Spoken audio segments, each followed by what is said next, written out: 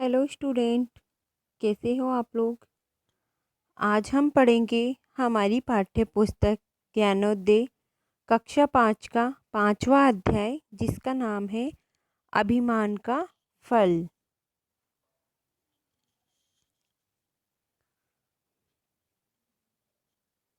तो बच्चों, क्या आप अभिमान शब्द से परिचित हैं? अभिमान क्या होता है और अभिमान के फायदे या नुकसान क्या होते हैं? अभिमान हमें कैसे नुकसान पहुंचाता है, क्या आप इन सब के बारे में जानते हैं?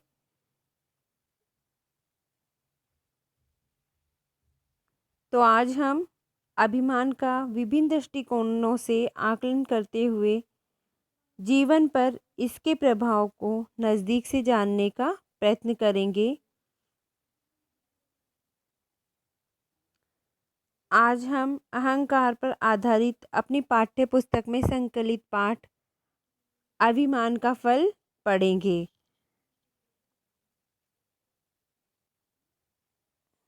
तो अभिमान नहीं करने की शिक्षा देता प्रस्तुत पाठ अभिमान का फल।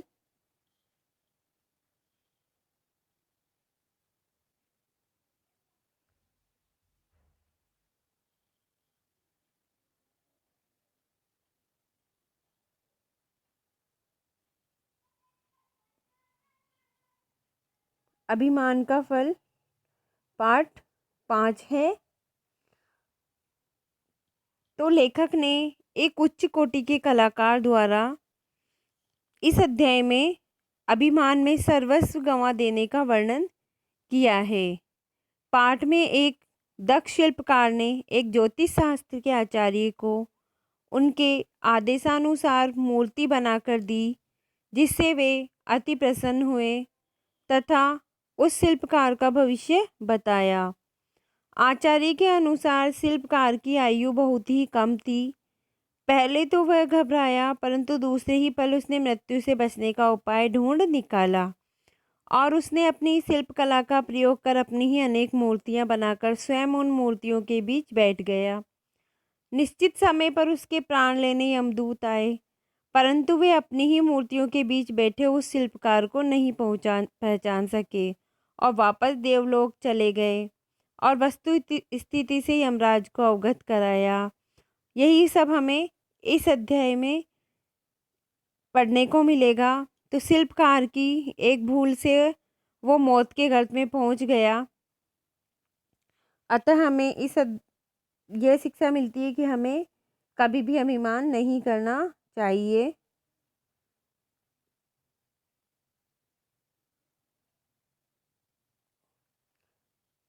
तो अब हम हमारे अध्याय पर आते हैं। तो इसके अंदर एक बहुत ही चतुर तथा दक्ष शिल्पकार था। वह अपने क्षेत्र में मूर्ति बनाने की कला में बहुत ही प्रसिद्ध था। तो शिल्पकार क्या था? मूर्ति बनाने में बहुत ही प्रसिद्ध था। कुछ ही समय में किसी की भी अनेकों मूर्तियां बना सकता था। तो शिल्पकार क्या कर सकता था? थोड़े ही समय में किसी की भी अनेकों मूर्तियां बना सकता था। उसके द्वारा बनाई गई मूर्तियां इतनी वास्तविक प्रतीत होती थी कि एक बार तो कोई भी धोखा खा जाए। तो बच्चों, वो जो मूर्तियां बनाता था, वो मूर्तियां इतनी वास्तविक प्रतीत होती थी कि कोई भी उन मूर्तियों को देखकर धोखा खा सकता था कि असली है या नकली। एक बार एक ज्योतिष शास्त्र के आचार्य उसके यहाँ अपनी मूर्ति बनवाने पधारे। तो एक बार क्या होता है कि एक ज्योतिष शास्त्र के आचार्य होते हैं, वो खुद की मूर्ति बनवाने के लिए उस शिल्पकार के पास में आते हैं। शिल्पकार ने उनसे उनके कहे अनुसार उनकी अनेकों मूर्तियों का निर्माण कर उन्हें दे दिया। तो बच्चों, शिल्पकार ने क्या किया? जैसे उन्होंने मूर्ति बनवाई उसी तरह की मूर्ति बनाकर उन्हें दे दी। आचार्य उसकी कलाकारी देखकर अत्यंत प्रसन्न हुए तथा अपनी ज्योतिष विद्या के आधार पर बताया। तो आचार्य क्या हुआ? उनकी कलाकारी देखकर, किसकी? शिल्पकार की कलाकारी देखकर बहुत प्रसन्न हुए। तथा अपनी ज्योतिष विद्या के आधार पर बताया कि शिल्पकार, इसमें कोई संदेह नहीं कि तुम एक अद्वितीय कलाकार हो। तो वो बताते हैं कि इसमें तो कोई संदेह वाली बात है नहीं कि तुम एक अद्वितीय कलाकार हो।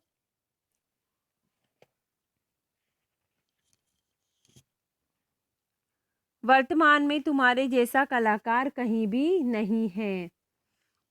तो वो कहता है अद्वितीय मतलब तुम जैसा कि कोई दूसरा नहीं हो। तो तुम ऐसे कलाकार हो, वर्तमान में तुम्हारे जैसा कलाकार कहीं भी नहीं है, परंतु तुम ज़्यादा दिन नहीं रहोगे। जल्दी तुम हो सके अपने महत्वपूर्ण कार्य निपटा लो, तुम्हारी मृत्यु निकट है। तो ज्योतिष आचार्य शिल्पकार से कहता है कि तुम्हारे जो भी महत्वपूर्ण कार्य हैं उनको तुम निपटा लो, क्योंकि तुम्हारी मृत्यु क्या है, निकट है। ये सुनकर शिल्पकार बहुत घबरा गया। तो शिल्पकार क्या होता है, घबरा जाता है। परंतु दूसरे ही पल उसके मुखमंडल पर हल्की मुस्कान फैल गई। और एक बार तो वो घबरा गया, लेकिन दूसरे ही पल उसके मुख पर क्या होता है, मुखमंडल मतलब चेहरे पर मुस्कान आ जाती है। और वो आचार्य को धन्यवाद देता है तथा एक योजना के तहत अपनी ही कई मूर्तियाँ बना डालता है। तो वो क्या करता है, शिल्पकार अपनी ही कई सारी मूर्तियाँ बना देता है। जब लोगों ने अपनी ही कई मूर्तियाँ बनाने का कारण जानना चाहा, तो वह सिर्फ मुस्कुरा कर रह गया।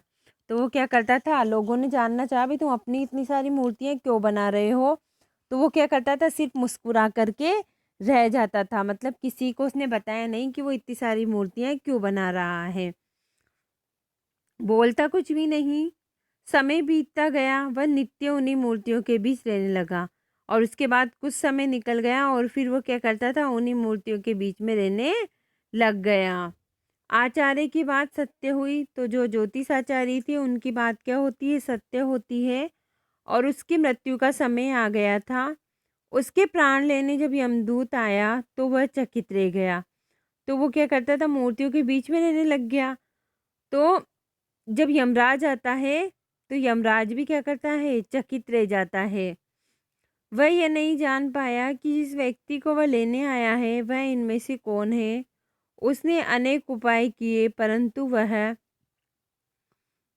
किसने अनेक उपाय किए, यमदूत ने बहुत उपाय किए, लेकिन वह यह नहीं पहचान सका कि इनमें से असली शिल्पकार कौन है।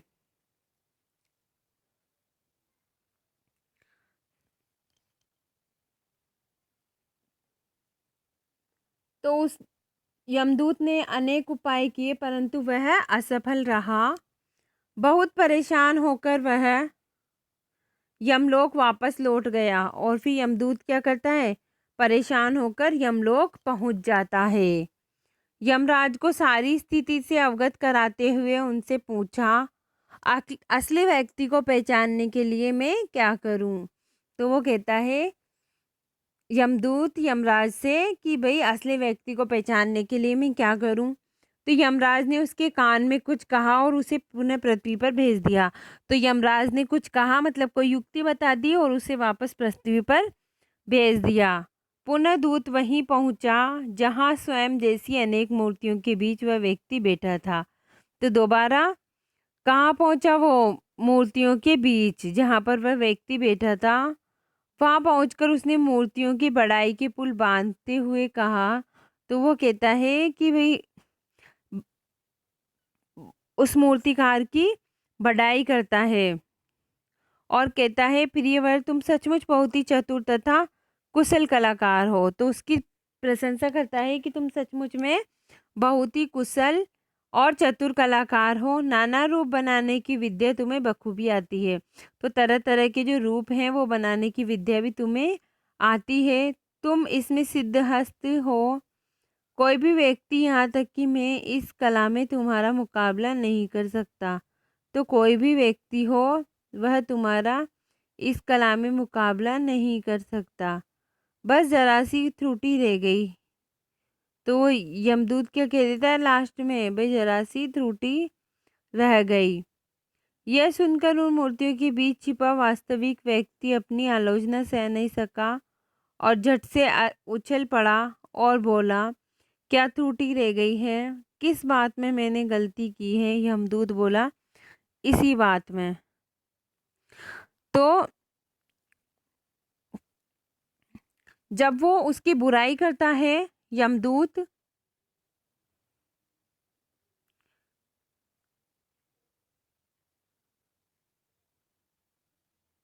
तो सुनते ही मूर्तियों के बीच में जो मूर्तिकार छिपा होता है वह निकल कर कह देता है कि भाई ऐसी क्या मैंने गलती कर दी? तो यमदूत कहता है कि तुमने यही गलती कर दी। क्या गलती कर दी भाई? कि तुम बोल गए।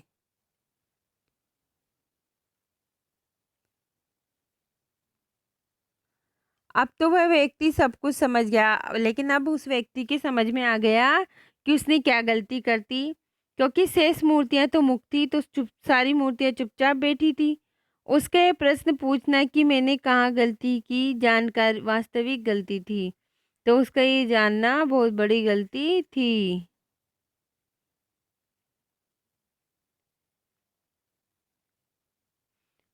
उसका अहम जाग पड़ा था और वह नहीं चाहता था कि वह पराजित हो। उसकी इस भूल ने उसे पृथ्वी के गर्त में उसे मृत्यु के गर्त में पहुंचा दिया। इस कहानी से हमें शिक्षा मिलती है कि अभिमान मनुष्य को अंधकार के गर्त में धकेल देता है। अतः हमें कभी भी अभिमान नहीं करना चाहिए। तो प्रस्तुत पाठ का मूल उद्देश्य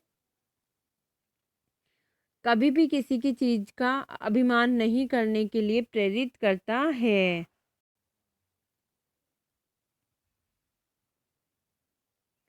तो बच्चों, मूर्तिकार को किस चीज का अभिमान होता है?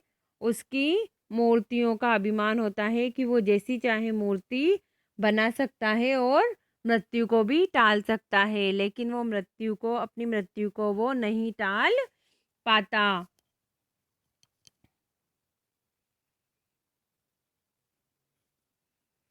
तो बच्चों, अभिमान क्या होता है? घमंड, और घमंड हमें नहीं करना चाहिए।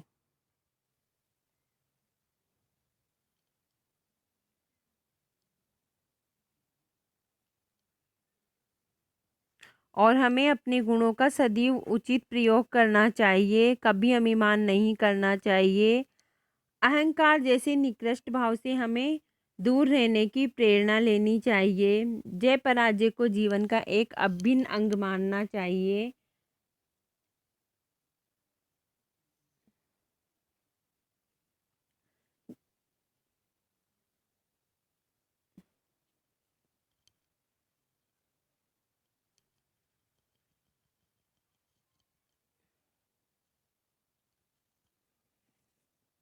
तो शिल्पकार को थोड़ी सी भूल क्या करती है? मौत के गर्त में पहुंचा देती है।